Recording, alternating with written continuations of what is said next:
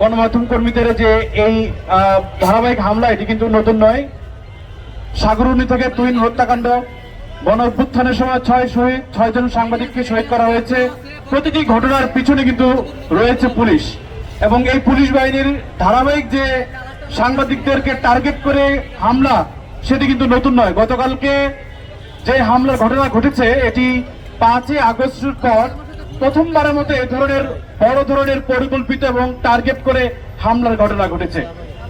এবং আমরা খুব যে বিষয়টি সামনে আনতে চাই, সেটি হলো গতকালকে হামলার ঘটনায় এখন পর্যন্ত তথ্য উপদেষ্টা থেকে শুরু করে স্বরাষ্ট্র মন্ত্রণালয় থেকে শুরু করে কেউই কিন্তু এই ঘটনাটি কিন্তু একেবারে কোনো কথা বলেননি। কারণ কথা বলবেনই বা কেন? 5 দিন পরে কিন্তু তারা রাস্তায় এসে আমাদের সাথে কথা বলতে হবে। সেই সময় কিন্তু তারা লজ্জায় আমাদের সামনে দাঁড়াতে পারবে কিনা সেটি কিন্তু প্রশ্নের রেখে দিলাম। গতকালকে কিন্তু শুধু মাল্টিমিডিয়ার রিপোর্টাররা কিন্তু হামলার শিকার হননি। সেখানে টেলিভিশনের, যমুনা টেলিভিশনের আমাদের সহকর্মী, তিনি তাকে তার ক্যামেরা সহ পুলিশ হামলা করেছে, এবং সেই ক্যামেরার উপর কিন্তু তিনি আঘাত করেছিলেন।